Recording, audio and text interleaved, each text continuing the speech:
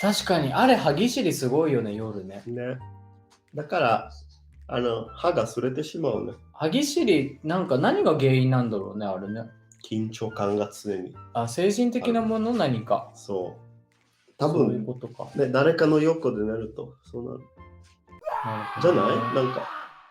俺の横で寝てるから歯ぎしりする。わかんないけど、なんか、本能的にこうリラックスできないのはあるかな。全然わかんないね。ただ、まあちょっとさすがにね、私が原因っていうことはないだろうと思いたいので、少し調べてみました。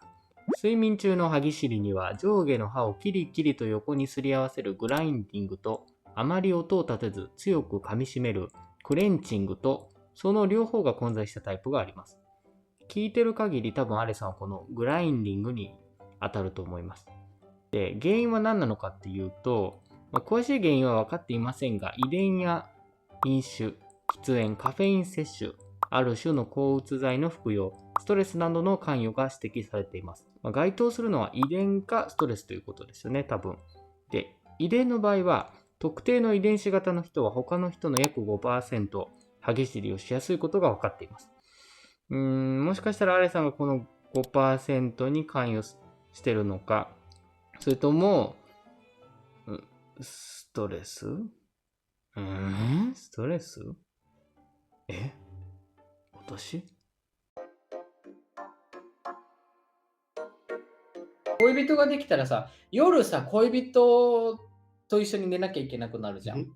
結局のところさ、みんな寝てる間はさ、なんかさ、寝る前はさ、なんか、そばにいて寝ようね、みたいなこと言ってさ、みたいな寝るけどさ、ひとたび寝たらさ、もう完全にセパレートして、一人はさ、壁の方によってさ、一人はなんか端っこによって寝るとか、そういうの普通にあるじゃん。なんか結構辛いと思うんだよね。なんか、一緒に寝るって。別に一緒に寝るのが嫌だって言ってるわけじゃないけど、なんか結局さ、いい睡眠のためにさ、誰かが横にいたらさ、寝れないことってたまにあるじゃん。なんかいびきがうるさかったりだとかさ、相手が動くと起きちゃうみたいなさ。まあ、それも文化的な決まりだね。相手言えば一緒になる。なんか昔はさ、すごい付き合ったら絶対一緒に寝なきゃいけないみたいなことをさ、あれからもさ、脅迫されてたからさ、なんかさ、そっかみたいな。最初は言うじゃん。今もちろん一緒に寝てますけど、慣れるまで時間かかるじゃないですか、誰かと一緒に寝るのって。結構いると思うんですよ。なんか結構さ、脅迫観念じゃないけど、カップルは一緒に寝るものみたいなさ、そう思ってたらなんか一緒に寝なきゃいけないと思っちゃうじゃん。そういえばね、ただ、なんでしょう。決まりで慣れてるからやってること、多分本当に多いと思うんですよ。一緒に寝るだけじゃなくて。だからストレスがどんどん溜まってくる。そう。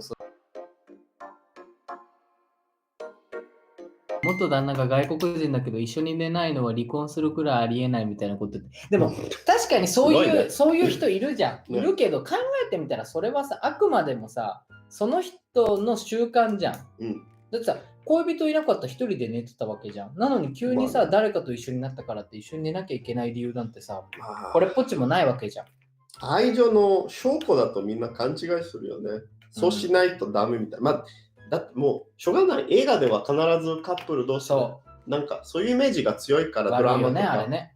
悪いっていうか、だからああいう理想の形もね。愛情表現のルールみたいなのできてるよね。無意識ね、みんなそうか思うようになったんですよね、私も含めて。一緒に寝てない人をさ、そうやって責め立てるじゃん。一緒に寝てないのみたいな。2人の仲は大丈夫みたいな。むしろ一緒に寝てる方がさ、横でさ、こいつとマジで横で寝たくないの。仕方ないから寝てやろうかって言って寝てる方がよっぽど不健全じゃん。じゃあ、今のあなたじゃん。